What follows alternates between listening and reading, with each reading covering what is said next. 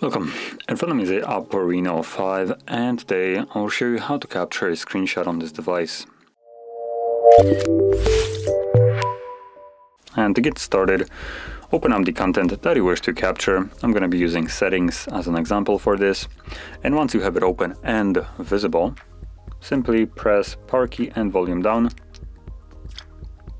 Just a simple press, and you will have this little thing up here, so you can either swipe up to share or swipe down to create a scrollable screenshot, or disregard it and this will disappear.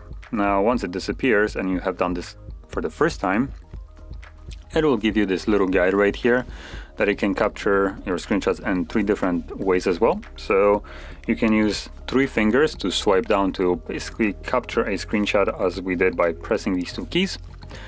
Personally, I do like this. It is a way quicker option and more convenient one.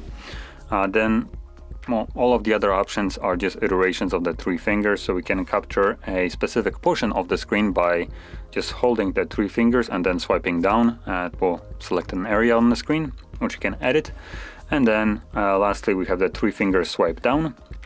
So you just swipe 3 fingers all the way down, and this will start a scrollable screenshot.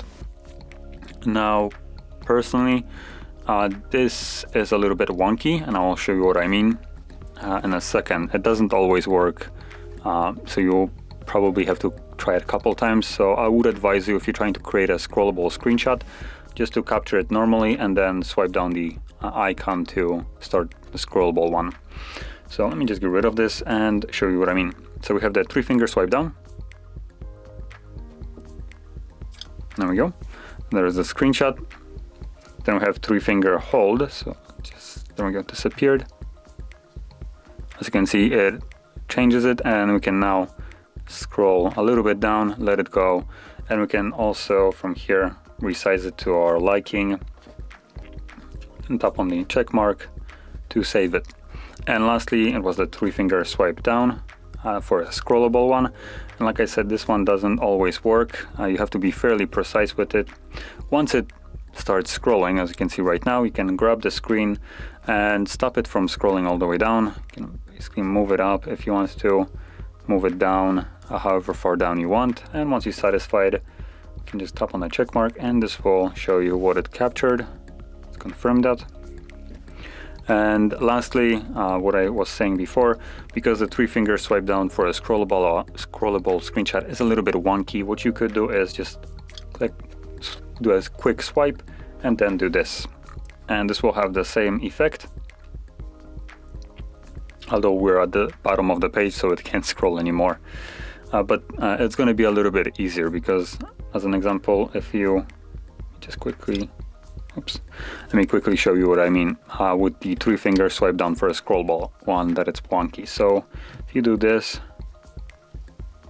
as you can see, even though I was swiped all the way down, it decided to capture a portion instead of a scrollable one. And that is what will happen most of the time if you're trying to do it quickly. So I do advise you just to do quick swipe and then pull down to create a scrollable one.